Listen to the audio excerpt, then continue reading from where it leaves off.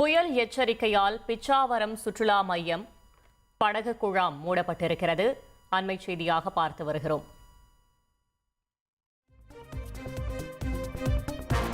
சுற்றுலா பயணிகள் படகு சவாரி செய்ய பிச்சாவரம் செல்வதை தவிர்க்க அறிவுறுத்தலும் வழங்கப்பட்டிருக்கிறது. பிச்சாவரம் சுற்றுலா தலம் மூடப்பட்டிருக்கிறது. புயல் கடக்கும் வரை பிச்சாவரம் சுற்றுலா மையம் தற்காலிகமாக மூடல் என்றும் கடலூர் ஆட்சியர் அறிவித்திருக்கிறார்.